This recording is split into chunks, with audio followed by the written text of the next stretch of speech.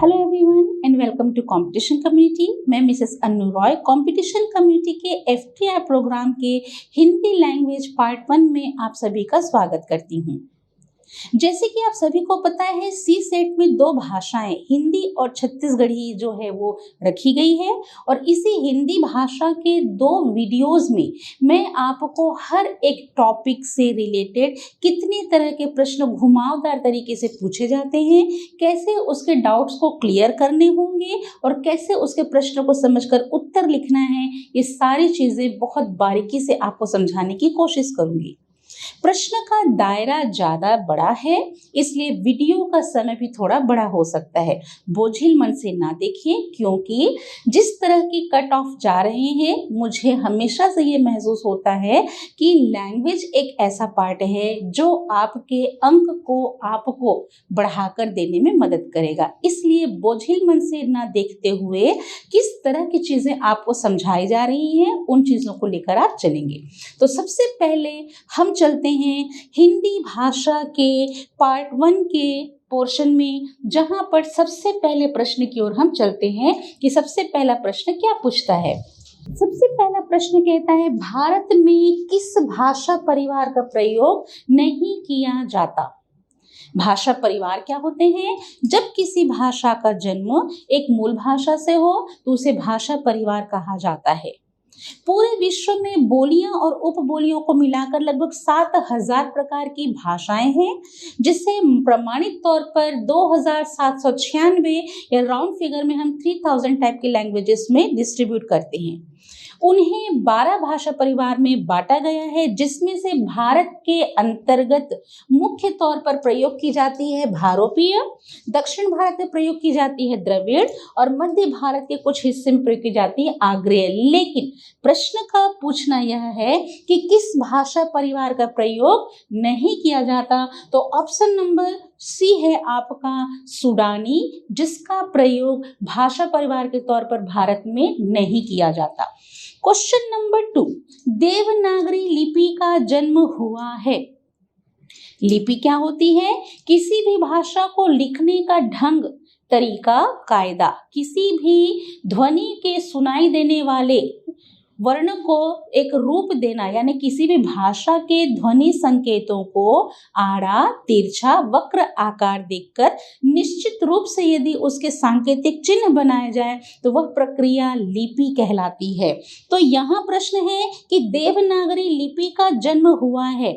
Option number A है गुप्त लिपि, ऑप्शन नंबर बी है शारदा लिपि, ऑप्शन नंबर सी है पूर्वी नागरी और ऑप्शन नंबर डी है पश्चिमी नागरी। भारत की सबसे प्राचीन लिपि मानी जाती है ब्राह्मी को। इस ब्राह्मी के बाद इसका एक स्वरूप आया जो थी ब्राह्मी के बाद में हमारे लिए गुप्त लिपि। गुप्त लिपि के बाद इसका एक वियोग हुआ, जिसे हमने नाम दिया, पढ़ा, सिद्ध मातृका लिपि। सिद्ध मातृका लिपि से यह 8वीं और 9वीं सदी में कुटिल लिपि में विभक्त हुई। जब यह 8वीं 9वीं सदी में कुटिल लिपि में विभक्त हुई तो इसकी दो शाखाएं हो गई। एक बनी शारदा लिपि की शाखा, गुरुमुखी, कश्मीरी, लहंदा, टाकरी, सिरमौरी आदि के लिए, और दूसरी बनी हमारे लिए नागरी लिपि की शाखा। इस नागरी की दो धारा प्रवाहित हुई। भारत के पश्चिम की तरफ हुई पश्चिमी नागरी, ठीक है, और पूर्व की तरफ हुई पूर्वी नागरी। इस पूर्वी नागरी में उड़िया, असमिया, बांग्ला आए, तो पश्चिमी नागरी में हमारे लिए राजस्थानी, गुजराती, कैथी, महाजनी और देवनागरी आए। तो उत्तर क्या बना?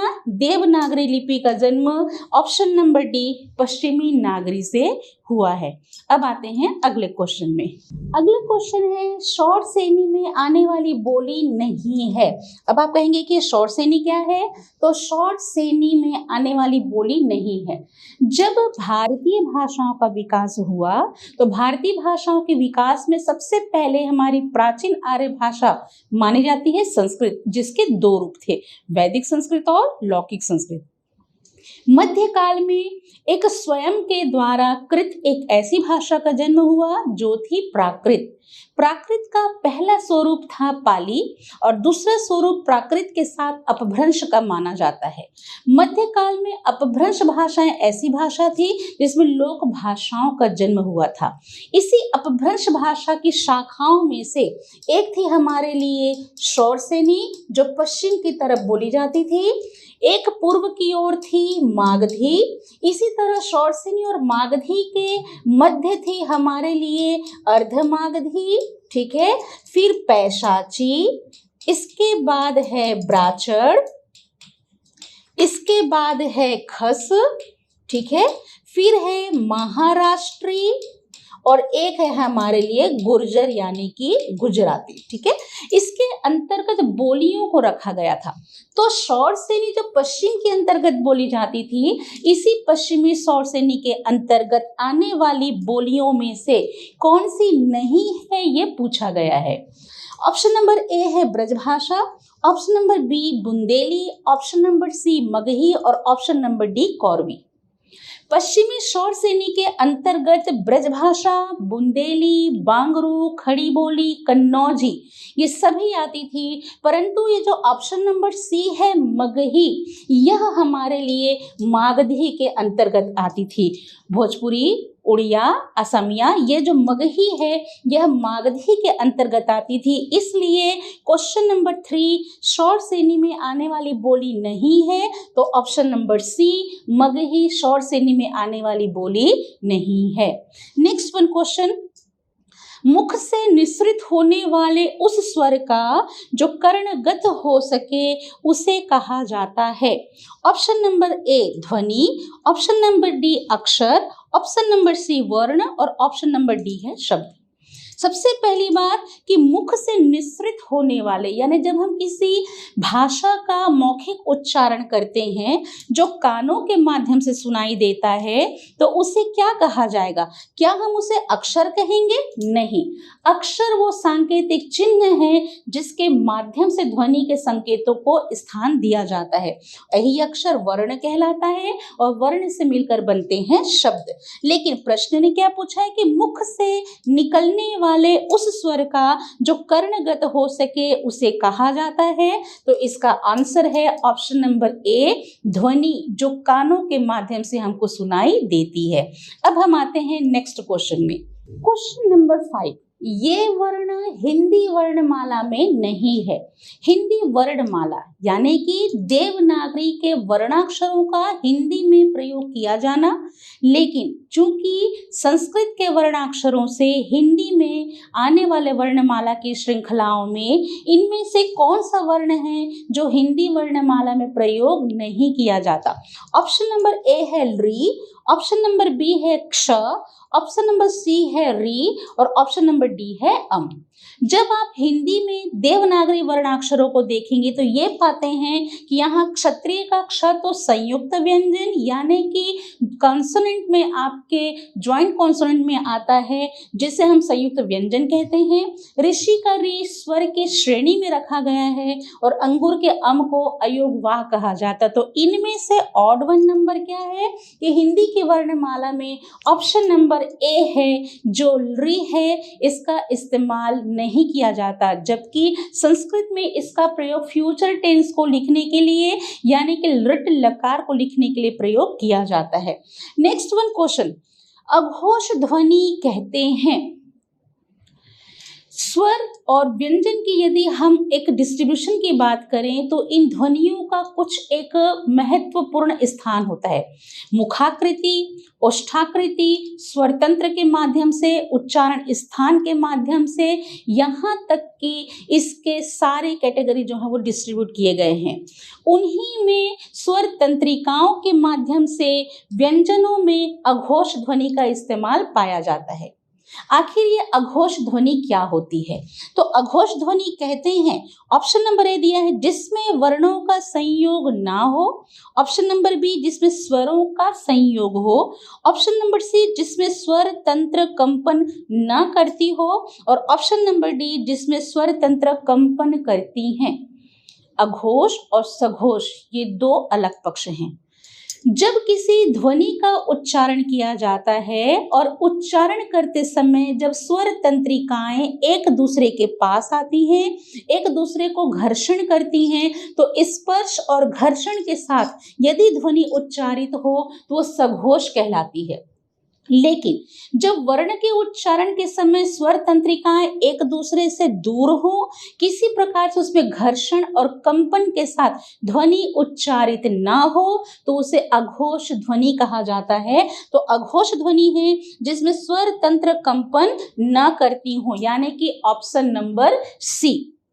प्रत्येक वर्ग का पहला और दूसरा वर्ण, और साथ में यदि हम ऊष्म वर्ण की बात करें तो ये हमारे लिए अघोष ध्वनि के वर्ण कहलाते हैं। ठीक है, अब हम आते हैं नेक्स्ट क्वेश्चन में। अगला क्वेश्चन कहता है किन व्यंजनों को अर्धस्वर कहा जाता है। आखिर ये अर्धस्वर क्या होते हैं? अर्धस्वर वे वर्ण अक्षर होते हैं जो दो स्वरों की सहायता से बनते हैं।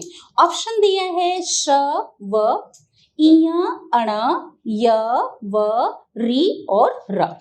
ध्यान रखेंगे, अर्धस्वर यानी वे वर्णाक्षर जो स्वर की तरह ही उच्चारण किए जाते हैं उन्हें अर्धस्वर कहा जाता है। इसमें ऑप्शन नंबर सी जो है वह अर्धस्वर है। क्यों है? क्योंकि जब हम यण स्वर संधि की प्रक्रिया बनाते हैं तो ई और अ को मिलाने से बनता है ईय, इसी तरह उ और अ को मिलाने से बनता है उआ। कुल मिलाकर ये दो व्यंजन वर्ण ऐसे हैं जिसका निर्माण स्वरों की सहायता से हुआ है, इसलिए इन व्यंजनों को अर्धस्वर कहा जाएगा। सो ऑप्शन नंबर सी या और व को अर्धस्वर कहा जाता है। अब है क्वेश्चन नंबर 8। अनुनासिक व्यंजन है। ऑप्शन नंबर ए किसी भी वर्ग वर्ण का प्रथम वर्ण, किसी भी वर्ग वर्ण का पंचम वर्ण, किसी भी वर्ण वर्ग का तृतीय और किसी भी वर्ग का द्वितीय वर्ण। तो अनुनासिक के वर्ण क्या होते हैं?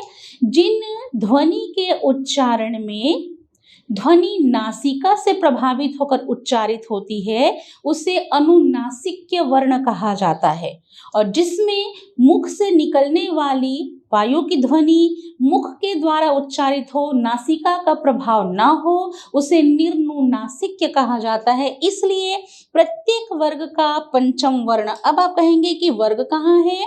तो वर्ग की बात करें तो वर्ग है हमारे पास क वर्ग, च वर्ग, ट वर्ग, त वर्ग और एक प वर्ग। इसमें क, ख, ग, घ अंग आते हैं। इसी तरह च, छ, ज, झ इया आता है। ट, ठ, ड, ढ अण, साथ में त, थ, द, ध, न और प, फ, ब, भ और म। तो जब हम किसी ध्वनि का उच्चारण करते हैं तो ये क वर्ग, च वर्ग, ट वर्ग, त वर्ग और प वर्ग, इसका पहला वर्ण, दूसरा, तीसरा, चौथा और ये हो गया हमारे लिए पांचवा वर्ण। तो प्रत्येक वर्ग का पांचवा वर्ण को जब हम उच्चारण करते हैं तो हमें नासिका से ध्वनि उच्चारित होती हुई प्रभावित दिखाई पड़ती है। यानी कि अंगा, इया, अणा, न और म के उच्चारण में हमें दिखाई देता है कि प्रत्येक वर्ग का पंचम वर्ण जो होता है वो अनुनासिक होता है और बाकी जो होते हैं वो हमारे लिए निर्नुनासिक वर्ण होते हैं। तो अनुनासिक व्यंजन है किसी भी वर्ण वर्ग का पंचम वर्ण। अब आते हैं अगले क्वेश्चन में। वह वर्ण का उच्चारण स्थान है। मैंने पहले ही बताया कि प्रत्येक वर्ण का अपना एक उच्चारण स्थान होता है। मात्रा के आधार पर, उच्चारण के आधार पर हर प्रकार से वर्णों को विभाजित किया गया है। प्रश्न कहता है वह वर्ण का उच्चारण स्थान है। ऑप्शन नंबर ए ओष्ठ है, ऑप्शन नंबर बी कंठोष्ठ, ऑप्शन नंबर सी दंतोष्ठ और ऑप्शन नंबर डी है ए और सी। यदि हम व का उच्चारण करते हैं तो सबसे पहली बात कि यह हमारे लिए अंतःस्थ व्यंजन है और अंतःस्थ व्यंजन के इस व का उच्चारण करते समय यह होठों से टकराता है, इसलिए यह हमारे लिए ओष्ठ्य बनता है। लेकिन जब यदि आपने ओष्ठ्य पर निशान लगाया तो एक देखेंगे कि ऑप्शन नंबर सी दिया है दंतोष्ठ। जब आप व का उच्चारण करते हैं तो व के उच्चारण में दांत और होठ भी एक दूसरे से मिलते हैं, इसलिए ऑप्शन नंबर ए तो है ही, साथ में ऑप्शन नंबर सी है, इसलिए आपका आंसर होगा ए और सी दोनों। ठीक है, नेक्स्ट वन क्वेश्चन, नुक्ता युक्त वर्ण जैसे कि क और ज ध्वनि है, मूल ध्वनि, तत्सम, विशेष ध्वनि या आगत ध्वनि। भारतीय भाषाओं में हमेशा से बाह्य भाषाओं का प्रभाव देखने को मिला है। इस बाह्य भाषाओं में विदेशज भाषाएं अरबी और फारसी के शब्दों को यथावत हमने हिंदी में स्वीकार किया है, जिसकी वजह से वे वर्णाक्षर जो देवनागरी वर्णमाला में बाहर से आए हैं, इसलिए उसे हम आगत ध्वनि कहते हैं। इसमें एक आगत स्वर होता है, जैसे कि औ यानी कि ऑफिस, पॉलिसी, रॉकी ऐसे शब्दों के लिए। उसी तरह यदि हम कहते हैं कशीदा, जायका, फरमान, खुशी, गम कहते हैं, तो उर्दू शब्दों के लिए नुक्ता यानी किसी भी व्यंजन वर्ण के दाहिनी और छोटी सी एक बिंदी वाले वर्ण को नुक्ता वाला वर्ण कहते हैं, और नुक्ता वर्ण जैसे क और ज है, इसे आगत ध्वनि यानी कि ऑप्शन नंबर डी कहेंगे। अब आते हैं नेक्स्ट वन क्वेश्चन में, क्वेश्चन नंबर 11, स्वर तथा व्यंजन ध्वनि में अंतर है। ऑप्शन नंबर ए, इसकी मात्राएं अलग अलग हैं। ऑप्शन नंबर बी, स्वर प्रमुख वर्ण है, व्यंजन नहीं। ऑप्शन नंबर सी, स्वर स्वतंत्र रूप से बोले जाते हैं और व्यंजन स्वरों की सहायता से। ऑप्शन नंबर डी है, इनमें से कोई नहीं। तो सबसे पहली बात, स्वर और व्यंजन क्या होते हैं? स्वर स्वतंत्र वर्णाक्षर होते हैं, बगैर किसी बाधा या परेशानी के कंठ से ध्वनि के माध्यम से उच्चारित किए जाते हैं। बगैर स्वर के उच्चारण होने वाले हलंत वाले वर्णाक्षरों को व्यंजन कहा जाता है। ये स्वर सबसे बड़े सहायक होते हैं किसी भी व्यंजन वर्ण को पूरा करने के लिए। इसलिए स्वर तथा व्यंजन ध्वनि में अंतर ये है कि स्वर स्वतंत्र रूप से बोले जाते हैं और व्यंजन जो है वो स्वरों की सहायता से प्रयोग होते हैं। इसलिए इसका सबसे अच्छा आंसर ये है कि स्वर तथा ध्वनि व्यंजन में अंतर ये है कि ऑप्शन नंबर सी, स्वर स्वतंत्र रूप से बोले जाते हैं और व्यंजन स्वरों की सहायता से।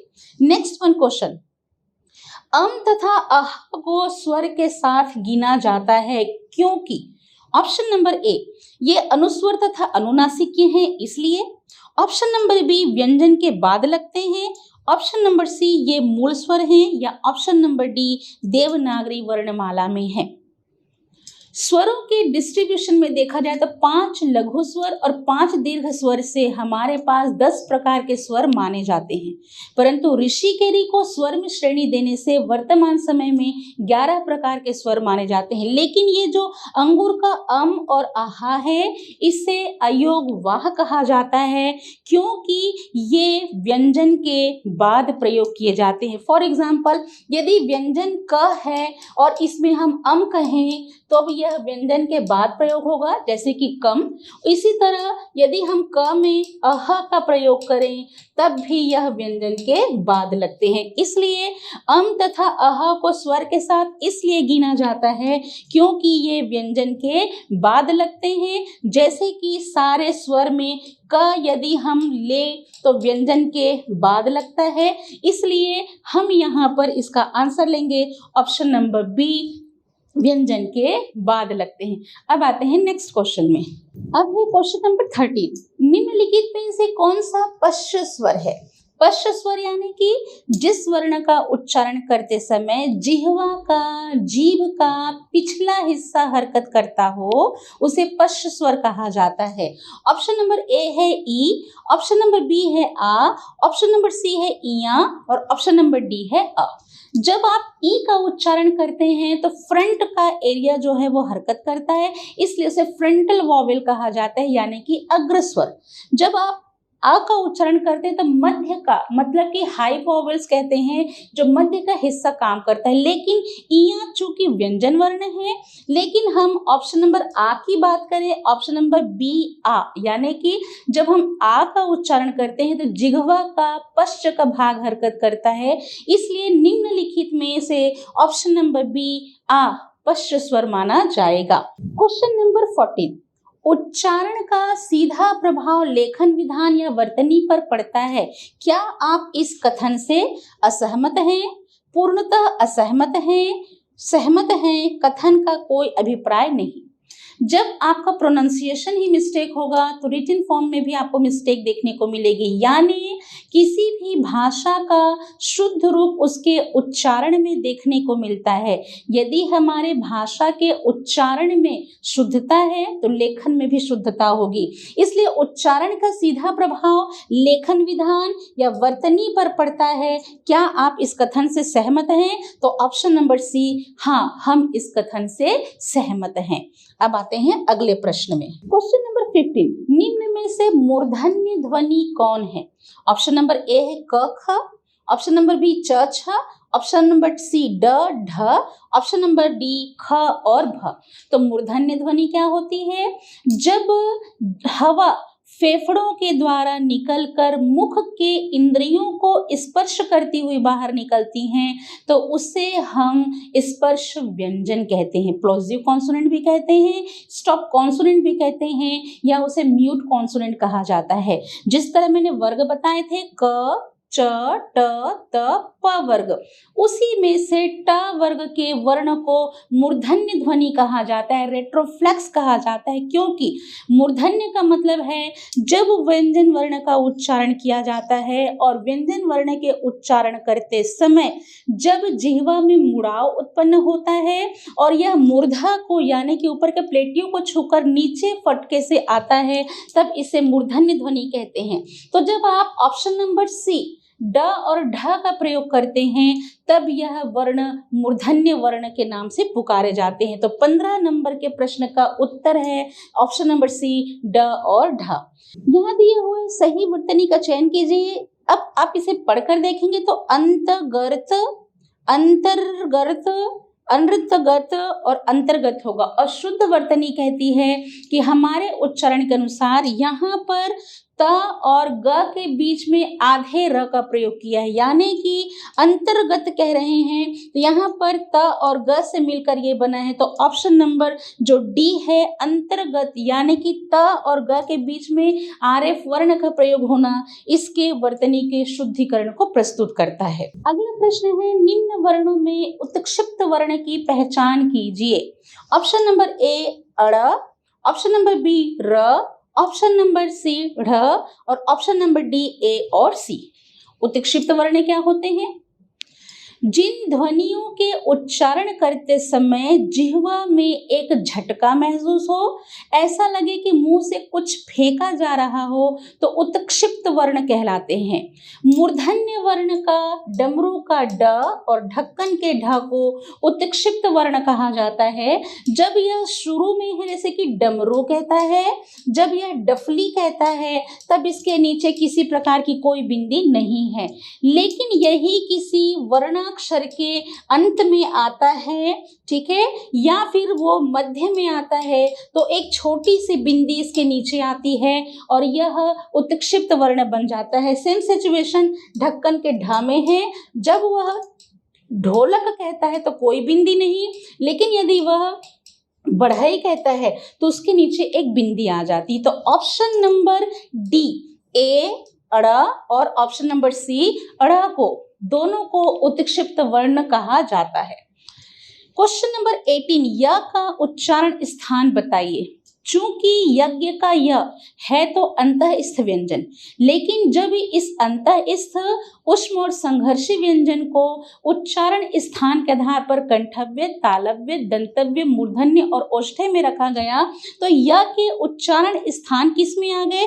क्या वो कंठव्य है, क्या वो तालव्य है, क्या वो कंठोष्ठ है, या क्या वो दंतोष्ठ है? वचन का व ओष्ठ्य और दंतोष्ठ था, लेकिन जब हम ईय कहते हैं हैं तो पूरी तरह से जिह्वा जो है वो तालु की तरफ ऊपर उठती है, इसलिए ऑप्शन नंबर बी तालव्य य का उच्चारण स्थान माना जाता है। अब है क्वेश्चन नंबर 19। शब्द संरचना के आधार पर बताइए कि कौन सा शब्द योग रूढ़ है।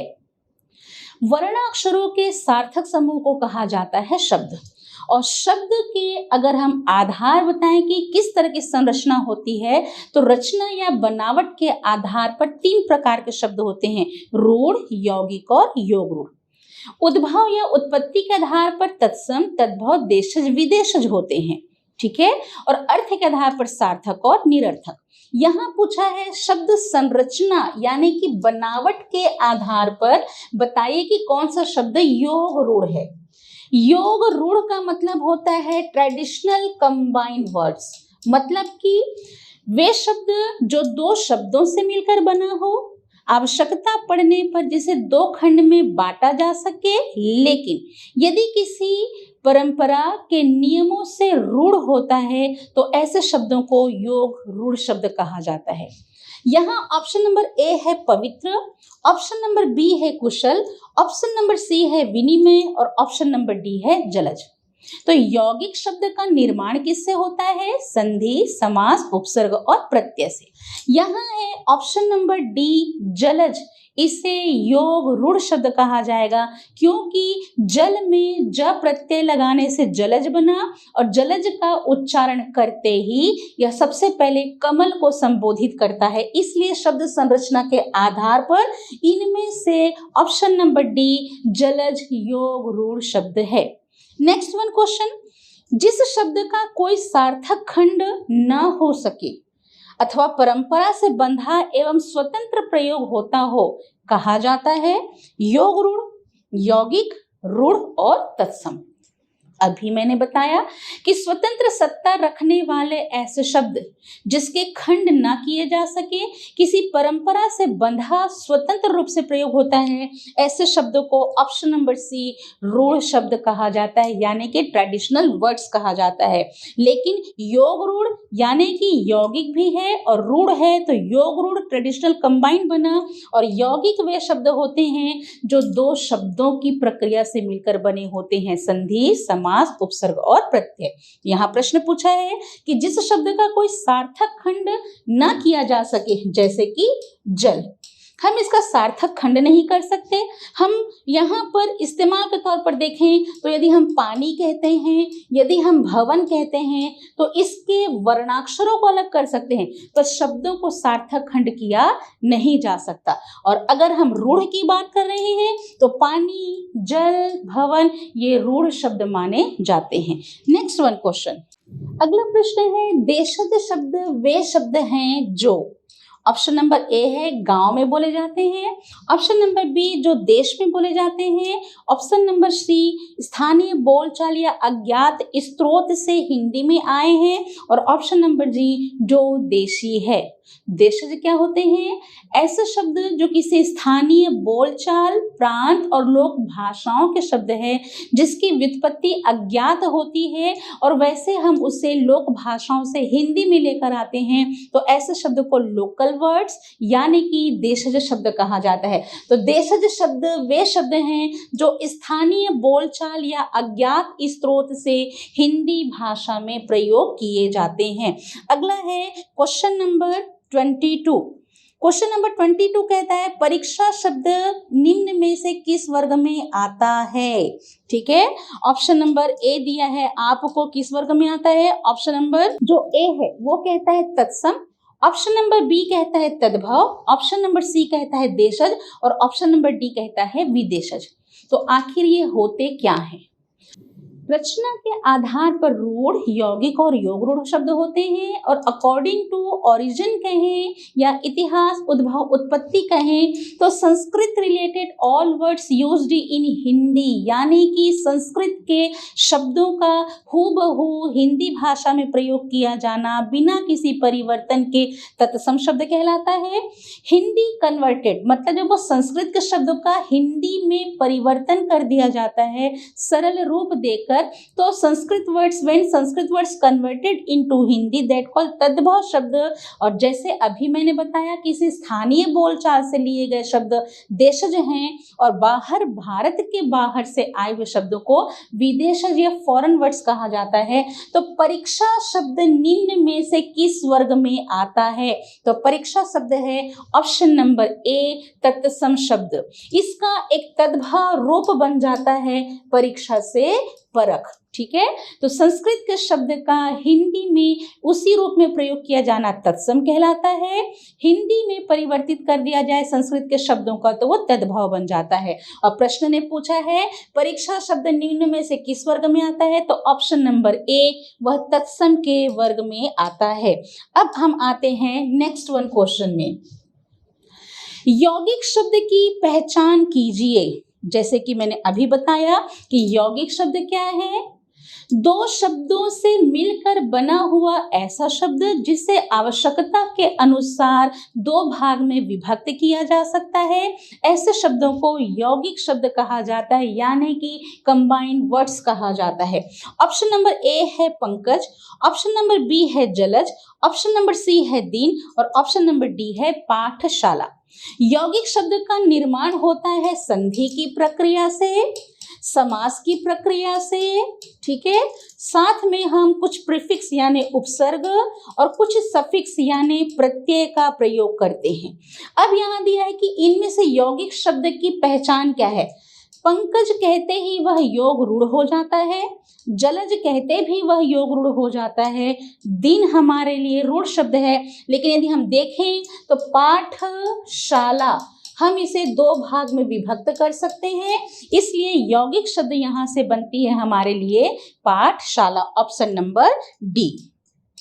अब आते हैं नेक्स्ट वन क्वेश्चन में। नेक्स्ट वन क्वेश्चन है इनमें से कौन सा शब्द विदेशी भाषा से नहीं आए हैं? विदेशी यानी कि फॉरेन वर्ड्स। भारतवर्ष के अंतर्गत अरबी, फारसी, पुर्तगाली, रूसी, डच, जापानी ये सारी विदेशज भाषाओं का प्रयोग यूरोपियन भाषाओं के संपर्क में आने से प्राप्त हुए हैं। तो जब भारतीय भाषाओं में बाह्य भाषाओं के प्रभाव के शब्द आए तो उन्हें विदेशी भाषा का शब्द कहा गया।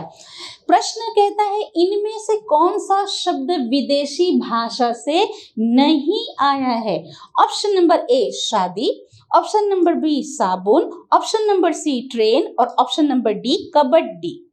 आपको बता दें शादी अरबी शब्द है, साबुन पुर्तगाली शब्द है, ट्रेन अंग्रेजी शब्द है, लेकिन कबड्डी हमारे लिए देशज शब्द की श्रेणी में आता है। इसलिए ये तीन जो हैं वो विदेशज शब्द हैं और कबड्डी जो है हमारे लिए देशज है, यानी कि इनमें से कबड्डी विदेशज शब्द नहीं है। अगला क्वेश्चन, निम्न शब्दों में तत्सम शब्द की पहचान कीजिए। निम्न शब्दों में तत्सम शब्द की पहचान कीजिए। ऑप्शन नंबर ए अखरोट, ऑप्शन नंबर बी पोथी, ऑप्शन नंबर सी अमीय और ऑप्शन नंबर डी विभावरी।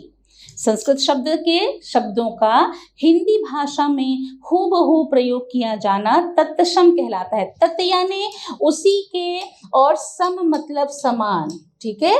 तत्सम संस्कृत के शब्दों का हिंदी भाषा में उसी रूप में प्रयोग किया जाना तत्सम शब्द कहलाता है। तो इसमें से देखा जाए तो अखरोट अक्षोट का तद्भव है, पोथी पुस्तक का तद्भव है, अमीय अमृत का तद्भव है, लेकिन विभावरी एक अपने आप में तत्सम शब्द है, यानी कि निम्न शब्दों में से ऑप्शन नंबर डी विभावरी तत्सम शब्द है। अब आते हैं नेक्स्ट क्वेश्चन में, और नेक्स्ट क्वेश्चन क्या कहता है? नेक्स्ट क्वेश्चन कहता है चांदनी किसका तद्भव शब्द है? When Sanskrit words converted into Hindi, when Sanskrit words changed into Hindi without changing any type of meaning, यानी कि संस्कृत के शब्दों का हिंदी में सरल भाषा में यदि रूपांतर कर दिया जाए तो उन्हें तद्भव यानी तद यानी कि उसके बाद और भव मतलब कि हुआ, संस्कृत के बाद हिंदी में रूपांतरित हुए शब्द को तद्भव कहेंगे। तो चंद्र, चंद्रमा, चंद्रिका और कोई नहीं, तो चांदनी जो है यह ऑप्शन नंबर सी चंद्रिका का तद्भव है, क्योंकि चंद्र जो है वह चांद हो जाता है तद्भव, और चंद्रमा अपने आप में तद्भव शब्द है, इसलिए चांदनी किसका तद्भव शब्द है कहें तो ऑप्शन नंबर सी चंद्रिका चांदनी का तद्भव शब्द है। क्वेश्चन नंबर 27, कौन सा कथन सही नहीं है? जिसकी व्युत्पत्ति अज्ञात है, क्या वो देशज है? संस्कृत का ज्यों का त्यों लिया गया शब्द तत्सम है? संस्कृत का किंचित परिवर्तित रूप तद्भव है, और ऑप्शन नंबर डी देश में बोले जाने वाली देशी है। इनमें से कौन सा सही नहीं है? मैंने थोड़ी देर पहले बताया कि ऐसे शब्द जिसकी व्युत्पत्ति अज्ञात है, स्थानीय बोलचाल के शब्द प्रयोग किए जाते हैं, इसमें लोक भाषाओं का प्रभाव होता है, उन्हें देशज कहा जाता है। संस्कृत के शब्दों का हिंदी में ज्यों का त्यों प्रयोग कर लिया जाना तत्सम कहलाता है, और उसका एक किंचित परिवर्तित हिंदी रूपांतर तद्भव कहलाता है। इसलिए यह तीनों जो है वो सही है, लेकिन यह जो कथन है कि देश में बोले जाने वाली शब्द को देशी कहा जाएगा, यह कथन सत्य नहीं है। नेक्स्ट वन क्वेश्चन, मटर गश्ती शब्द की पहचान कीजिए। अब यहाँ पर क्वेश्चन थोड़ा सा घुमाया गया है, मैं आपको बता दूं, जरूरी नहीं है कि एक पर्टिकुलर वैसा प्रश्न पूछा जाए। यहाँ दिया है मटर गश्ती शब्द, ठीक है। मटर गश्ती शब्द की पहचान कीजिए। ऑप्शन नंबर ए देशज, ऑप्शन नंबर बी तत्सम, ऑप्शन नंबर सी विदेशज, और ऑप्शन नंबर डी तद्भव। तो अभी आप ध्यान रखेंगे, मटर गश्ती शब्द देशज नहीं है, न ही यह तत्सम है, और न ही यह तद्भव है। मटर गश्ती शब्द है जो आपका पश्तो शब्द है, जो विदेशज की श्रेणी में आता है, इसलिए मटर गश्ती शब्द जो है वो विदेशज की श्रेणी में आने वाला शब्द है। जिस तरह मटर गश्ती शब्द से पूछा गया था कि वो क्या तत्सम है, तद्भव है, देशज, विदेशज, अब देखिए इसी से प्रश्न कैसे घुमाया है कि कारतूस शब्द की पहचान कीजिए। अब यहाँ पर विदेशज शब्दों का ऑप्शन है, ऑप्शन ए अरबी, option B Dutch, option C Pashto, और ऑप्शन डी फ्रांसीसी। तो यदि हम यहाँ पर बात करेंगे तो कारतूस शब्द जो है वो ऑप्शन नंबर डी फ्रांसीसी के अंतर्गत आता है। इसको याद करने का एक तरीका है, आप एक शब्द को लेते हुए उसे एक वाक्य बनाइए। जैसे खुदा ने मुझे नवाजा है, अगर हम कहें तो सब हमारे लिए अरबी शब्द हो जाएंगे। ऐसे ही कंपैरिजन कीजिए कि हमारे हिंदू धर्म में विवाह होता है, हमारे हिंदू धर्म के अनुसार संबंध विच्छेद होते हैं, लेकिन यदि हम उर्दू शब्द की बात करें तो उनके यहाँ शादी होती है और उनके द्वारा तलाक दिया जाता है। इस तरह कंपैरिजन करते हुए यदि आप देशज विदेशज की पहचान करेंगे तब आपको उसे समझने में बड़ी आसानी होगी। अब हम आते हैं नेक्स्ट वन क्वेश्चन में। नेक्स्ट वन क्वेश्चन क्या कहता है? नेक्स्ट वन क्वेश्चन कहता है संकर शब्द का अर्थ है। अब आप कहेंगे कि संकर शब्द क्या होते हैं? संकर शब्द हाइब्रिड वर्ड्स होते हैं, ठीक है। दो भाषागत शब्दों को लेकर यदि हम उसे एक शब्द का रूप दे दें तो उसे हम संकर शब्द कहते हैं। तो दो भिन्न भाषागत शब्द में तत्सम तद्भव भी हो सकते हैं, देशज विदेशज भी हो सकते हैं। तो संकर शब्द होता है तत्सम नहीं, तद्भव नहीं, विदेशी नहीं, बल्कि दो भाषा शब्द से मिलकर बना हुआ शब्द को संकर कहते हैं। जैसे कि डबल रोटी कहा, ठीक है। अब डबल अंग्रेजी शब्द है और रोटी देशज शब्द है। इसी प्रकार यदि हम बीमा पॉलिसी कहते हैं तो बीमा जो है वो उर्दू का शब्द है और पॉलिसी जो है वो अंग्रेजी है। तो संकर शब्द यानी कि हाइब्रिड वर्ड्स जो दो अन्य भाषागत शब्द से मिलकर बने हुए शब्द होते हैं उन्हें हम कहते हैं संकर शब्द। नेक्स्ट वन क्वेश्चन, डबल रोटी शब्द है। अभी मैंने बताया आपको डबल रोटी शब्द यहाँ पर दिया हुआ है, इसकी पहचान क्या है? ऑप्शन नंबर ए, क्या ये विदेशज है? ऑप्शन नंबर बी, क्या ये देशज है? ऑप्शन नंबर सी, क्या ये संकर है? या ऑप्शन नंबर डी, कोई नहीं। तो मैंने क्या बताया कि विदेशज वे शब्द होते हैं जो भारतीय भाषाओं में अन्य भाषाओं से आए हुए हैं। इसे हम आगत शब्द भी कहते हैं या विदेशज कहते हैं, यानी कि फॉरेन वर्ड्स। ठीक है, देशज स्थानीय बोलचाल में प्रयोग होने वाले शब्दों को कहा जाता है, लेकिन संकर का मतलब होता है मिलावट करना या बनाना। तो दो भिन्न भाषागत शब्दों से मिलकर बने हुए शब्द को संकर शब्द कहा जाता है। और डबल जो है वो अंग्रेजी का शब्द और रोटी जो है वो हमारे लिए देशज शब्द है, यानी कि दो भिन्न भाषा से बनने वाला शब्द डबल रोटी संकर शब्द की श्रेणी में आता है। नेक्स्ट वन क्वेश्चन ले लेते हैं। नेक्स्ट वन क्वेश्चन क्या कहता है? नेक्स्ट वन क्वेश्चन ये कहता है दांत का पर्यायवाची शब्द नहीं है। अब पर्यायवाची का मतलब क्या होता है? पर्याय का मतलब होता है विकल्प। पर्याय का मतलब होता है विकल्प, एक ऐसा शब्द जिसके पास विकल्प के तौर पर बहुत सारे नाम तो हो, परंतु सारे नाम किसी एक अर्थ को प्रस्तुत करे, तो इसे सिनोनिम्स भी कहा जाता है या इसे पर्यायवाची शब्द कहते हैं। प्रश्न ने पूछा है कि दांत का पर्यायवाची शब्द नहीं है। ऑप्शन नंबर ए दाढ़ी, ऑप्शन नंबर बी दंत, ऑप्शन नंबर सी दशन और option number D रदन।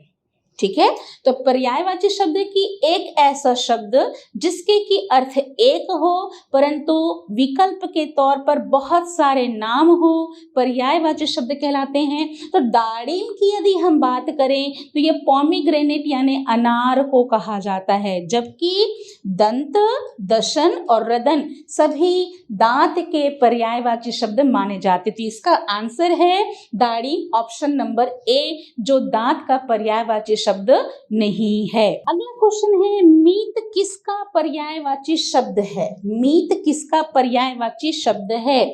Option number ए सखा, ऑप्शन नंबर बी दोस्त, ऑप्शन नंबर सी मित्र और ऑप्शन नंबर डी सभी। ध्यान रखेंगे प्रश्न में 4 ऑप्शन हैं और कोशिश करें कि चारों ऑप्शन को आप कंटिन्यू पढ़ें, क्योंकि देखते ही यदि सबसे पहले आपने सखा पर निशान लगा दिया तो ध्यान से देखेंगे कि ऑप्शन नंबर बी और सी भी इसी मित्र के पर्यायवाची शब्द हैं। तो मित्र का तद्भव रूप है मीत, और मित्र, मीत, सखा, दोस्त सभी पर्यायवाची हैं हमारे लिए दोस्त के या मित्र के। इसलिए मीत किसका पर्यायवाची शब्द है कहता है तो ए बी सी, यानी कि ऑप्शन नंबर डी मीत सभी का पर्यायवाची शब्द है। अब इसी पर्यायवाची से एक अलग तरह का प्रश्न पूछा गया है कि भिन्न पर्याय वाले शब्द का चयन कीजिए। ठीक है, यहाँ पर 4 ऑप्शन हैं विहग, पक्षी, खग और काग। ठीक है, भिन्न पर्याय मतलब कि यहाँ जो ऑप्शन दिए हैं उसमें से एक है जो ऑड वन होगा, जैसे कि विहग, पक्षी, खग यदि कहें तो सभी पंछी, पखेरु, पक्षी का पर्यायवाची शब्द है। लेकिन यदि हम ऑप्शन नंबर डी काग कहें तो यह कौवा का पर्यायवाची है। तो 3 एक ही हैं जो पक्षी के पर्यायवाची हैं, लेकिन काग जो है वो इनमें से भिन्न पर्याय वाला शब्द है। तो मैं आपको यही बताने की कोशिश कर रही हूँ कि एक टॉपिक से रिलेटेड क्वेश्चन कितनी तरह से आपको घुमावदार प्रश्न को पूछ लेता है। अगले प्रश्न की ओर चलते हैं कि अगला प्रश्न क्या कहता है। अगला प्रश्न कहता है लुभावना का विलोम शब्द बताइए। विलोम का मतलब होता है अपोजिट वर्ड्स। विलोम का मतलब होता है अपोजिट वर्ड्स, गुण, स्वभाव, प्रकृति, नियम के एक ऐसा शब्द जो अपने नाम के ठीक उल्टा हो, विरुद्ध हो, विलोम हो, उसे विलोम शब्द कहा जाता है, जिसे हम अपोजिट वर्ड्स भी कहते हैं। तो लुभावना, एक चीज और ध्यान रखेंगे कि यह जो विलोम शब्द होते हैं इसके उच्चारण के आधार पर बोल चाल के रूप में, स्वतंत्रता के रूप में, शब्दों के खेल में इसके विलोम वैसे ही निर्धारित किए जाएंगे। यदि यहाँ पूछे जाने वाला प्रश्न साधारण बोल चाल का है, जैसे आना तो जाना, लेकिन यदि वो संस्कृत संबंधी है, विज्ञान संबंधी है, तो उसके जवाब भी आपको वैसे ही देने होंगे। तो लुभावना का विलोम शब्द बताइए। तो घिनौना, घटिया, मोहक या ऑप्शन नंबर डी कोई नहीं। लुभावना यानी कि हमको लुभाने वाला, इसलिए जो हमें लुभाता है वो लुभावना है, लेकिन हमारे मन में जो एक लुभावना प्रस्तुत ना करके बल्कि हमारे लिए वह एक विस्मृत कर देने वाला और घिनौना रूप प्रस्तुत करने वाला हो, तो उसे हम इस लुभावना का एक विलोम शब्द मानेंगे। और जिसमें ऑप्शन नंबर ए लुभावना का विलोम शब्द घिनौना होगा, क्योंकि घटिया और मोहक जो है वो कभी भी लुभावने के विलोम शब्द में गिने नहीं जाएंगे। अगला प्रश्न इसी विलोम शब्द से दिया है, हाजिर का विलोम बनाने हेतु प्रयुक्त उपसर्ग होगा। तो ध्यान रखिएगा कि गुण, स्वभाव, प्रकृति, ढंग, कायदे में ऐसे शब्द जो अपने नाम के ठीक विपरीत हो उसे विरुद्धार्थी, विलोम या उल्टे अर्थ वाले शब्द कहते हैं, जो स्वतंत्र भी होते हैं, लिंग के आधार पर भी विलोम होते हैं। कभी कभी हम स्त्री प्रत्यय लगाकर उसे पुल्लिंग से स्त्रीलिंग में बदलकर विलोम शब्द बनाते हैं, और कभी कभी कुछ शब्द ऐसे होते हैं जो नेगेटिव प्रीफिक्स को यूज करके यानी कि नकारात्मक उपसर्ग से भी विलोम शब्द का निर्माण किया जा सकता है। तो यहाँ दिया है हाजिर शब्द का विलोम बनाने के लिए प्रयुक्त उपसर्ग होगा। ऑप्शन नंबर ए है अ, ऑप्शन नंबर बी है ब, ऑप्शन नंबर सी है गैर और ऑप्शन नंबर डी है ना। देखा जाए तो अहाजिर तो कोई शब्द नहीं है, ब हाजिर भी नहीं है, ना हाजिर भी नहीं है, इसलिए उर्दू का एक नकारात्मक उपसर्ग गैर। ठीक है, तो हाजिर का नकारात्मक शब्द बनाने के लिए ऑप्शन नंबर सी गैर का प्रयोग उपसर्ग के तौर पर किया जाए, और यदि वो हाजिर है और अगर हम इसमें गैर लगा दें तो इससे वो शब्द जो है वो एक नकारात्मक शब्द गैर हाजिर का निर्माण करता है। अगला प्रश्न है, निम्न समुच्चारित शब्द का अर्थ भेद स्पष्ट कीजिए। समुच्चारित शब्द क्या होते हैं? समुच्चारित शब्द एक ऐसे शब्द होते हैं जो उच्चारण की गलती से एक समान उच्चारित होते हैं, इसलिए इसे समुच्चारित कहा जाता है। एक समान सुनाई देते हैं, इसलिए समश्रुत कहलाता है।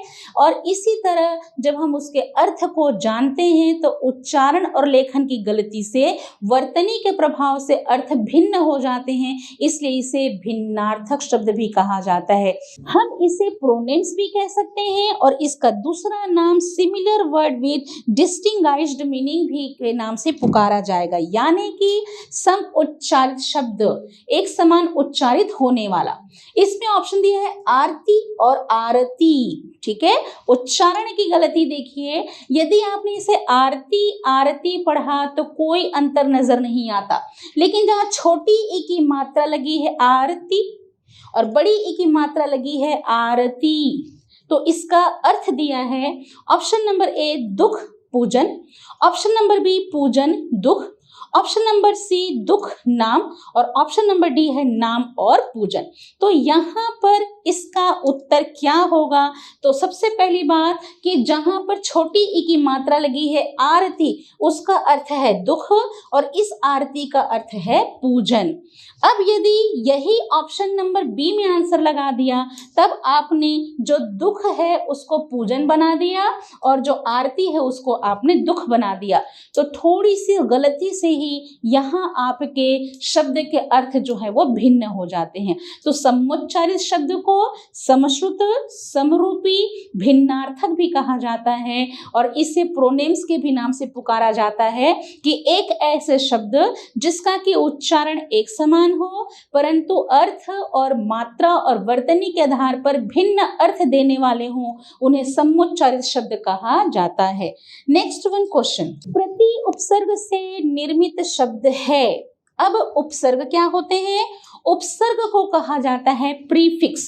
उप का मतलब होता है करीब का, पास का, नजदीक का, और सर्ग का मतलब होता है सृष्टि करना या निर्माण करना। किसी भी मूल धातु शब्द के पहले जुड़कर उस शब्द में एक नयापन, एक विकार या एक रूपांतर पैदा करने वाले शब्द को उपसर्ग कहा जाता है। तो यहाँ दिया है प्रति उपसर्ग से निर्मित शब्द है। ऑप्शन नंबर ए प्रत्युत्तर, ऑप्शन नंबर ए है प्रत्युत्तर, ऑप्शन नंबर बी है प्रत्येक, ऑप्शन नंबर सी है प्रचार और ऑप्शन नंबर डी है ए और बी दोनों। तो देखा जाए तो यदि हम इसको अलग करने की कोशिश करें तो यण स्वर संधि के अनुसार प्रतिधन उत्तर से निर्मित है हमारे लिए प्रत्युत्तर। ठीक है। दूसरा, जब हम यण स्वर संधि में प्रतिधन एक को मिलाते हैं तब बन जाता है हमारे लिए प्रत्येक। लेकिन जब हम प्रचार की बात करेंगे तो प्र उपसर्ग जब चार शब्द से जुड़ा है तब हमारे लिए प्रचार का निर्माण हुआ। इसलिए प्रति उपसर्ग से निर्मित शब्द है ए और बी दोनों, यानी कि ऑप्शन नंबर डी। अब क्वेश्चन नंबर 39, भिन्न उपसर्ग वाले शब्द का चयन कीजिए कहता है। भिन्न उपसर्ग वाले शब्द का चयन कीजिए कहता है कि यहाँ पर ऑप्शन नंबर ए है अभ्युदय, ऑप्शन नंबर बी है अभ्यागत, ऑप्शन नंबर सी है अभिसार और ऑप्शन नंबर डी है आभरण। ठीक है। देखा जाए फिर से एक बार यहाँ यण स्वर संधि की प्रक्रिया उत्पन्न हुई है कि जब अभी धन उदय कहा तो बन गया अभ्युदय।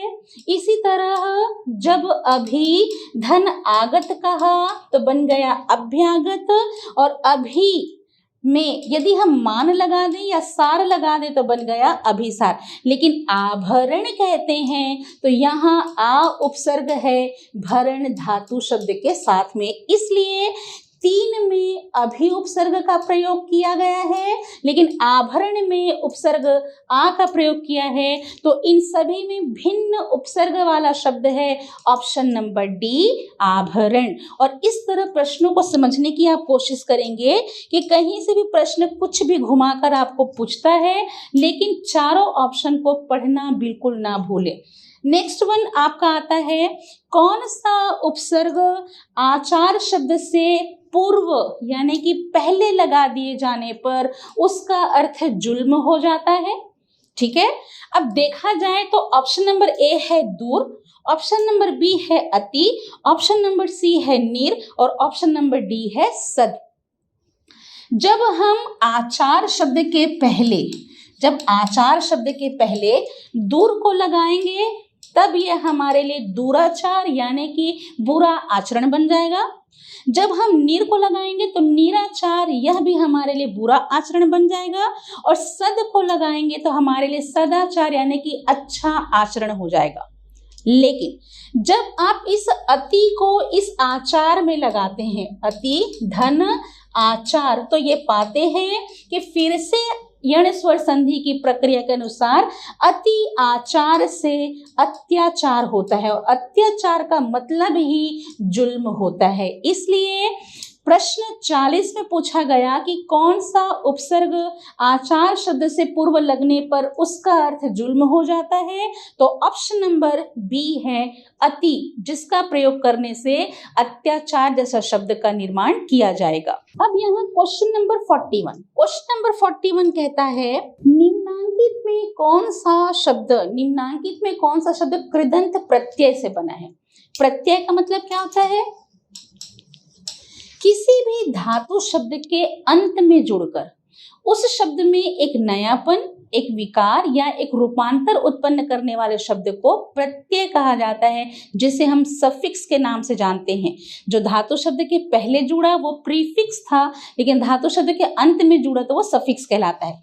इस कृदंत प्रत्यय की बात करें तो प्रत्यय के 3 प्रकार होते हैं। एक होता है कृत या होता है कृदंत प्रत्यय, ठीक है। दूसरा होता है तद्धित प्रत्यय। मुख्य तौर पर 2 ही प्रत्यय माने जाते हैं। किसी भी क्रिया के मूल धातु में जुड़ने वाले प्रत्यय को कृत या कृदंत यानी कि प्राइमरी सफिक्स कहा जाएगा। संज्ञा सर्वनाम विशेषण के साथ जुड़कर उस शब्द में नयापन लाने वाले प्रत्यय को तद्धित प्रत्यय कहा जाएगा। लेकिन जब कभी किसी पुल्लिंग शब्द को स्त्रीलिंग में बदला जाएगा तो उसे स्त्री प्रत्यय के नाम से पुकारते हैं। प्रश्न ने क्या पूछा है? प्रश्न ने यह पूछा है कि निम्नांकित में कौन सा कृदंत प्रत्यय से बना है। तो प्राइमरी सफिक्स, जिसे हम कृत या कृदंत कहते हैं, तो किसी भी क्रिया के मूल धातु में ऑप्शन नंबर ए है रंगीला, ऑप्शन नंबर बी है बिकाऊ, ऑप्शन नंबर सी है दुधारू और ऑप्शन नंबर डी है कृपालु। देखा जाए तो रंग विशेषण का शब्द है, दूध संज्ञा का शब्द है और कृपा भाववाचक संज्ञा है। इसलिए एक बिकना क्रिया है, बिकना क्रिया है। इस बिक मूल धातु में आउ प्रत्यय जुड़ा जिससे बना हमारे लिए बिकाऊ। तो ध्यान रखेंगे कि किसी भी क्रिया के मूल धातु में जुड़ने वाले प्रत्यय को कृदंत प्रत्यय कहते हैं। इसलिए निम्नांकित में से ऑप्शन नंबर बी बिकाऊ में कृदंत प्रत्यय यानी कि कृत प्रत्यय यानी कि प्राइमरी सफिक्स का यूज किया गया है, जबकि संज्ञा, सर्वनाम और विशेषण के शब्द में जो प्रत्यय प्रयोग होंगे उन्हें तद्धित प्रत्यय कहा जाएगा। तो इनमें से आंसर नंबर बी। अगला है क्वेश्चन नंबर 42। क्वेश्चन नंबर 42 क्या कहता है? इनमें से कौन सा शब्द समूहवाचक प्रत्यय नहीं है? अब आपका क्वेश्चन उठता है कि प्रत्यय तो आपने केवल दो बताए, तद्धित और कृदंत।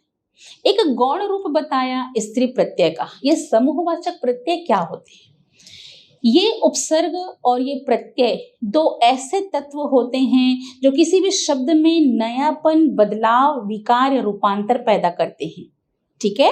और इसी श्रेणी में जब हम एक वचन से बहुवचन बनाते हैं तो समूह का बोध कराने के लिए कुछ प्रत्यय शब्द का इस्तेमाल जो है वो किया जाता है। जैसे कि ऑप्शन दिया है, ऑप्शन नंबर ए लोग, ऑप्शन नंबर बी है गण, ऑप्शन नंबर सी है वर्ग और ऑप्शन नंबर डी है प्रेस। तो जब हम समूहवाचक शब्द का इस्तेमाल करते हैं तो मैं का बहुवचन में हम लोग कहते हैं, बहुत लोग कहते हैं, खूब लोग कहते हैं, अध्यापक गण, छात्र गण, शिक्षक गण कहते हैं। इसी तरह पाठक वर्ग, श्रोता वर्ग, युवा वर्ग कहते हैं। लेकिन प्रेस जो है ये समूहवाचक शब्द नहीं है। तो प्रश्न ने कहा है कि इनमें से कौन सा शब्द समूहवाचक प्रत्यय नहीं है? तो ऑप्शन नंबर डी प्रेस समूहवाचक शब्द नहीं है। बाकी लोग, गण और वर्ग को समूहवाचक शब्द की श्रेणी में रखते हैं। आते हैं अगले क्वेश्चन में। निम्नलिखित में से किस शब्द में प्रत्यय लगा हुआ है? किस शब्द में प्रत्यय लगा हुआ है? ऑप्शन नंबर ए सागर, ऑप्शन नंबर बी नगर, ऑप्शन नंबर सी अगर मगर और ऑप्शन नंबर डी है जादूगर। तो यहाँ पर 4 ऑप्शन दिए हैं और प्रश्न कहता है कि निम्नलिखित में से किस शब्द में प्रत्यय का प्रयोग नहीं, कि निम्न में से किस शब्द में प्रत्यय का प्रयोग लगा है? तो देखा जाए तो सागर समुद्र का पर्याय है, नगर किसी क्षेत्र विशेष का नाम है, अगर मगर एक देशज शब्द है। लेकिन यदि हम जादूगर कहें तो जादू शब्द में हम उर्दू के गर प्रत्यय का प्रयोग देखते हैं, जैसे कि बाजीगर कहते हैं, ठीक है, जादूगर कहते हैं। वैसे ही यहाँ पर निम्नलिखित में से ऑप्शन नंबर डी जादू में गर प्रत्यय का प्रयोग लगा हुआ है, बाकी में गर प्रत्यय का प्रयोग नहीं है। अब आते हैं अगले क्वेश्चन में। संज्ञा सर्वनाम के साथ जुड़ने वाला प्रत्यय कहलाता है। थोड़ी ही देर पहले मैंने बताया कि ऐसे प्रत्यय जो संज्ञा और सर्वनाम और विशेषण के शब्द के साथ जुड़ते हैं, जिससे बनने वाले शब्द नॉमिनेटिव वर्ब यानी कि नाम धातु क्रिया और एब्स्ट्रैक्ट नाउन यानी कि भाववाचक संज्ञा बनाते हैं। तो जब किसी भी संज्ञा सर्वनाम के साथ में कोई जुड़ने वाला प्रत्यय होता है तो उसे कहा जाएगा, क्या हम उसे कृदंत प्रत्यय कहेंगे, क्या उसे तद्धित कहा जाएगा, क्या उसे स्त्री प्रत्यय कहा जाएगा?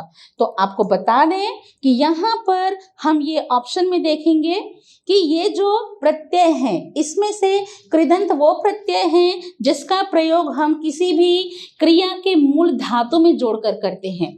स्त्री प्रत्यय वो प्रत्यय होता है जो किसी भी पुल्लिंग शब्द को स्त्रीलिंग बदलने के लिए प्रयोग किया जाता है, और निपात वे शब्द होते हैं जो कहीं भी गिर पड़ते हैं, जिसका प्रयोग बात में या वाक्य में बल प्रदान करने के लिए किया जाता है। तो यहाँ क्वेश्चन ने क्या कहा? क्वेश्चन ने कहा है कि संज्ञा सर्वनाम के साथ जुड़ने वाला प्रत्यय है, तो ऑप्शन नंबर है आपके लिए बी। ऑप्शन नंबर बी है तद्धित प्रत्यय जो संज्ञा सर्वनाम के साथ में जुड़ता है। यानी कि क्वेश्चन नंबर 44 संज्ञा सर्वनाम के साथ जुड़ने वाला प्रत्यय कहलाता है ऑप्शन नंबर बी तद्धित प्रत्यय। अब है अगला क्वेश्चन, समुद्र में फैलने वाली आग है तो उचित वाक्यांश है। वाक्यांश क्या होते हैं? जब हमारे समाज में अपनी आवश्यकताओं की पूर्ति करने के लिए व्यक्तियों के पास समय का अभाव होने लगा, तो ऐसे वाक्य जो वृहत लंबे आकार के हुआ करते थे, जो एक छोटे से शब्द के द्वारा समझ लिया जाए, तो उस समय इजाद हुआ वाक्यांशों का एक शब्द का। इसे इंग्लिश में वन वर्ड आंसर कहते हैं या वन वर्ड सब्स्टिट्यूट कहते हैं। ठीक है, साथ में इसे हिंदी में स्थापन्न शब्द भी कहा जाता है, या समूह शब्दों का एक शब्द या अनेक शब्दों का एक शब्द कहा जाता है। विलोम शब्द की तरह इसकी भी शर्तें होती है। और क्या शर्तें होती है? कि जिस तरह के प्रश्न पूछे जाए जवाब भी वैसे ही दिया जाना चाहिए। वर्ष में एक बार होने वाला वार्षिक, लेकिन साधारण बोलचाल में साल में एक बार होने वाला कहेंगे तो उसे सालाना के नाम से पुकारा जाएगा। प्रश्न 45 प्रश्न संख्या 45 में पूछा है, समुद्र में फैलने वाली आग हेतु उचित वाक्यांश है। ऑप्शन नंबर ए दावाग्नि, ऑप्शन नंबर बी समुद्राग्नि, ऑप्शन नंबर डी बड़वा नल और ऑप्शन नंबर डी है आपका दहक। तो समुद्र में फैलने वाली आग को क्या कहा जाता है? जंगल में फैलने वाली आग को दावाग्नि कहते हैं। समुद्र में फैलने वाली आग को समुद्राग्नि कहते हैं? नहीं, यह एक अपभ्रंशित रूप है। लेकिन दहक किसी भी जलते हुए तत्व के एक उसकी गर्मी के प्रभाव को कहा जाता है। लेकिन समुद्र में फैलने वाली आग को ऑप्शन नंबर सी बड़वा नल के नाम से पुकारा जाता है। इसलिए 45 का आंसर है ऑप्शन नंबर सी बड़वा नल। अब यहाँ दिया है क्वेश्चन नंबर 47, निम्न में शुद्ध वाक्य का चयन कीजिए। वाक्य शुद्ध कब होंगे? जब व्याकरणिक नियम हमारे शुद्ध होंगे। ध्यान से रखेंगे कि व्याकरणिक नियमों की शुद्धता के कुछ नियम होते हैं, जैसे कि उच्चारण की शुद्धता से लेखन की वर्तनी प्रभावित होती है। यानी कि अक्षरशः वर्णाक्षरों को, मात्राओं को उचित बल प्रयोग के आधार पर यदि आप उसका उच्चारण करते हैं तो भाषा की शुद्धता वर्तनी में दिखाई देने लगती है। लेकिन व्याकरणिक नियम कि कहाँ कारक रचना का उचित प्रयोग है, लिंग का, वचन का, हर प्रकार के नियमों का उचित प्रयोग किया जाए तो वाक्य शुद्ध होते हैं। यहाँ प्रश्न दिया है, निम्न में शुद्ध वाक्य का चयन कीजिए। वह मेरे को मार रहा है। ऑप्शन बी आह वह बीमार है। ऑप्शन नंबर सी बकरियां और गाय चर रहे हैं। ऑप्शन नंबर डी एक लड़का, चार लड़कियां और एक बच्चा खेल रहा था। तो पहली बात मैं बता दूं कि संज्ञा शब्द से कारक रचनाएं दूर लिखी जाती हैं, जैसे कि राम ने, ये दूर लिखा जाएगा। लेकिन सर्वनामिक शब्द में कारक रचना सटाकर लिखी जाती है।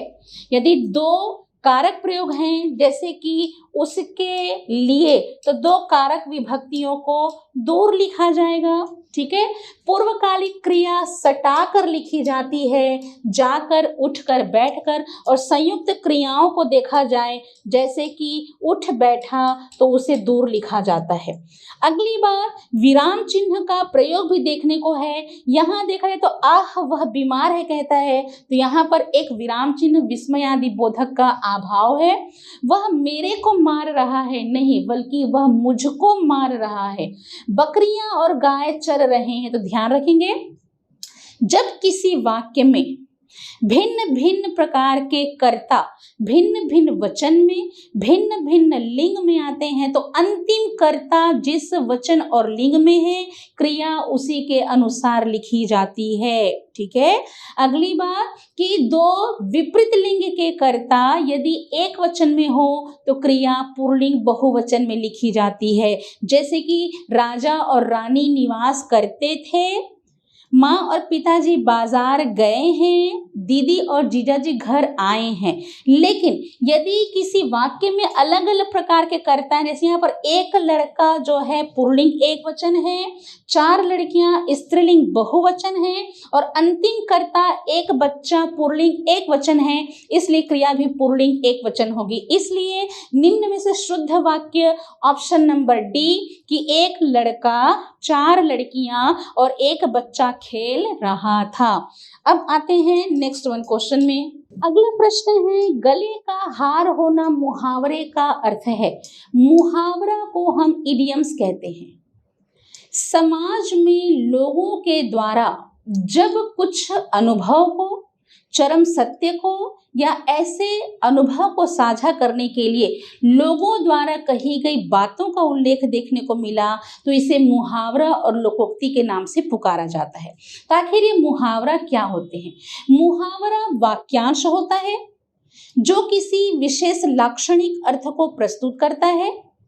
2, 3, 4 शब्द से बनने के बावजूद बगैर वाक्य के मुहावरा हमेशा अधूरा होता है। इसका अंतिम वर्ण अधिकांश ना से होता है। अधिकांश मुहावरे शरीर के अंगों पर आधारित होते हैं। यदि मुहावरे का प्रयोग करने दिया जाए तो अर्थ को लिखे जाने के बावजूद दिए गए मुहावरे का प्रयोग जो है वहां पर यथावत तौर पर किया जाता है। प्रश्न ने कहा है कि गले का हार होना मुहावरे का अर्थ है। ऑप्शन नंबर ए आभूषण होना, ऑप्शन नंबर बी बहुत प्रिय होना, ऑप्शन नंबर सी मुसीबत होना या ऑप्शन नंबर डी आलिंगन करना। देखा जाए तो गले का हार यदि हम कहें तो यह है ऑप्शन नंबर बी बहुत प्रिय होना। जो हमें बहुत प्रिय होता है उसे गले का हार कहा जाता है। तो गले का हार मुहावरे का अर्थ है ऑप्शन नंबर बी बहुत प्रिय होना। नेक्स्ट वन क्वेश्चन में आते हैं। निम्न में से मुहावरा नहीं है। निम्न में से मुहावरा नहीं है। सिक्का जमाना, लोहा मानना, अंधों में काना राजा और पत्थर का लकीर होना। यहाँ देखा जाए तो चारों वाक्य के अंत में कहीं न कहीं हम देखेंगे कि 3 में अंतिम वर्ण ना है और कुछ लोकोक्ति जिसे हम प्रोवर्ब्स कहते हैं वो क्या होते हैं? समाज में लोगों के द्वारा कहे गए कथन को कहावत, लोक उक्त बातों को लोकोक्ति कहा जाता है जो यथार्थ, अनुभव और चरम सत्य पर आधारित होते हैं। किसी व्यक्ति को समझाने के लिए, उसे चेतावनी देने के लिए, उसका प्रहसन या मजाक बनाने के लिए उससे एक विशेष तौर पर प्रस्तुत करने वाले कथन को लोकोक्ति कहा जाता है। तो यहाँ पर 3 जो है आपके मुहावरे हैं, परंतु इनमें से एक है जो मुहावरा नहीं है, उसका चयन करना है। सिक्का जमाना, लोहा मानना और पत्थर की लकीर होना, ये तीनों मुहावरे हैं। लेकिन ऑप्शन नंबर सी अंधों में काना राजा कहें तो यह हमारे लिए मुहावरा नहीं बल्कि लोकोक्ति है। तो 49 का आंसर है अंधों में काना राजा। अब आते हैं नेक्स्ट वन क्वेश्चन में। दोहरा लाभ कमाना इस अर्थ हेतु उपयुक्त लोकोक्ति का चयन कीजिए। लोकोक्ति जैसे कि मैंने पहले ही बताया कि दोहरा लाभ कमाना ये अर्थ है, ठीक है। इसके लिए इस 4 ऑप्शन में से आम खाने से मतलब कि पेड़ गिनने से, आम के आम गुठलियों के दाम, ऊंची दुकान फीका पकवान, एक अनार 100 बीमार, ये 4 ऑप्शन दिए हैं जिनमें से दोहरा लाभ कमाना के अर्थ को प्रस्तुत करने वाले लोकोक्ति का चयन करना है। आम खाने से मतलब कि पेड़ गिनने से इसका कोई तालमेल नहीं होता, ऊंची दुकान फीका पकवान का भी कोई तालमेल नहीं बैठता और एक अनार 100 बीमार से भी तालमेल नहीं बैठता। तो इसका आंसर होगा ऑप्शन नंबर बी आम के आम गुठलियों के दाम, यानी कि दोहरा लाभ। आम भी बिक गए, यहाँ तक कि उसकी गुठलियों के दाम भी हमें प्राप्त हुए। तो और इस तरह मुहावरा और लोकोक्ति से हमारे लिए ये प्रश्न जो है वो कंप्लीट हुआ। इस तरह आज के वीडियो में मैंने आपको वो छोटी छोटी बारीक जो आपके प्रश्न हैं जिससे घुमावदार प्रश्न पूछे जाते हैं उसके बारे में बताया है। आने वाले वीडियो में हम उन तत्वों को लेकर चलेंगे जहां एक ही प्रश्न किस तरह से आपके दिमाग में कंफ्यूजन क्रिएट करता है, यानी कि डेक्लिनेबल इनडेक्लिनेबल वर्ड्स, यानी कि विकारी और अविकारी शब्द, साथ में संधि और समास। ये जो है इनका वृहत आकार पर हम आने वाले वीडियो में चर्चा करेंगे। आज के वीडियो में मैंने आपको छोटे व्याकरणिक नियमों को बताया और इस व्याकरणिक नियमों से प्रत्येक टॉपिक में से 3 से 4 प्रश्न के द्वारा आपको समझाने की मेरे द्वारा ये कोशिश रही है। आने वाले वीडियो में हिंदी भाषा FTR के जो पार्ट 2 है उसमें हम विशेष मुख्य तौर पर पूछे जाने वाले टॉपिक की चर्चा करेंगे और ऐसे ही समय का सदुपयोग करें, उबाऊपन से ना पढ़ें। प्रश्न वहां भी 50 से 52 हो सकते हैं जहां हर टॉपिक से आपको रिलेटेड क्वेश्चन जो है वो एक्सप्लेन किए जाएंगे। और ऐसे ही मेरे साथ बने रहने के लिए कंपटीशन कम्युनिटी के FTR के साथ में जुड़े रहें। मेरे सभी बच्चों को thank you so much and God bless you.